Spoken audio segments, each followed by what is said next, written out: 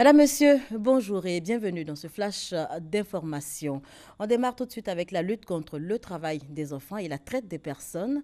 Ces sujets étaient au cœur d'une rencontre sous-régionale au Golf Hotel à Cocody Riviera. 11 pays de l'Afrique de l'Ouest et du Nord y sont représentés. Il est question de conjuguer les efforts pour venir à bout de ces fléaux. La première dame de Côte d'Ivoire, Dominique Ouattara, qui accorde du prix à cette lutte, a présidé hier donc la cérémonie d'ouverture. Le Premier ministre Daniel Kablan-Duncan et le représentant coordonnateur résident du système des Nations Unies ont signé jeudi un plan d'action national pour la prévention des risques de catastrophes naturelles en Côte d'Ivoire. La mise en œuvre de ce plan, qui vise le renforcement donc des capacités en la matière, va coûter 50 milliards de francs CFA. Les explications de nos reporters dans le journal à 13h. Mais avant cette bonne nouvelle pour les amateurs de viande de brousse, ils peuvent désormais consommer du gibier sans risque. Le ministère de la Santé et de l'Hygiène publique a levé hier la mesure d'interdiction. C'était une mesure qui avait été prise, donc, je vous le rappelle, dans le cadre de la lutte contre la maladie à virus Ebola. Chantal Akandan. Bonne nouvelle pour les inconditionnels d'agouti, de biche, de hérisson. Ils vont ressentir à nouveau le goût de ces gibiers, appelés communément viande de brousse. L'interdiction de consommer le gibier est levée depuis ce jeudi. Le Conseil national de sécurité, présidé par son Excellence, Monsieur le Président de la République Alassane Ouattara, a constaté avec satisfaction la fin de la transmission de la maladie à virus Ebola en Guinée et au Libéria et a pris les décisions suivantes. La réouverture des frontières terrestres avec la Guinée et le Libéria, la fermeture de l'aéroport spécial dédié aux passagers en provenance des pays affectés par la maladie à virus Ebola, la surveillance continue des menaces sanitaires par le renforcement du dispositif de veille.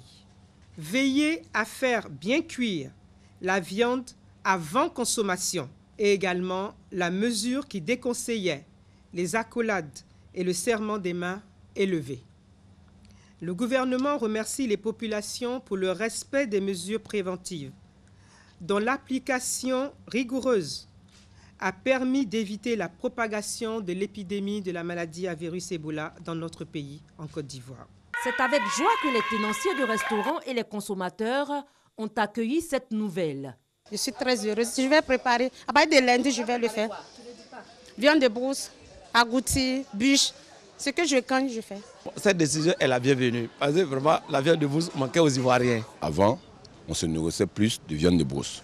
Maintenant, je pense que ça va permettre aussi aux gens qui ont des restaurants de pouvoir aussi avoir de l'argent. Rappelons que suite à l'épidémie de la maladie à virus Ebola, en août 2014, en Guinée, en Sierra Leone et au Libéria, le gouvernement avait pris des mesures interdisant la consommation du gibier.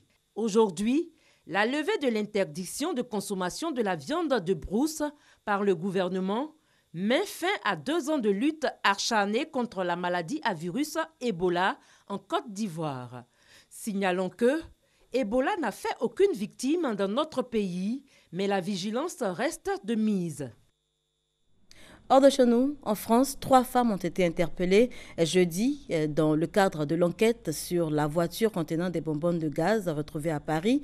Elles étaient radicalisées et préparaient de nouvelles actions violentes et imminentes.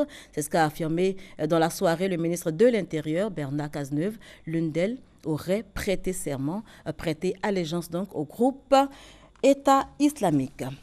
Et puis la télévision d'État nord-coréenne évoque un essai nucléaire réussi. Pyongyang, dont ce serait le 2e essai cette année et le 5e au total, entend désormais poursuivre son programme nucléaire. L'essai du jour est absolument inacceptable, a réagi par communiqué le Premier ministre japonais Shinzo Abe. Séoul parle d'une provocation autodestructrice. Voilà qui met un terme à ce flash d'information. Je vous retrouve à 13h pour le journal.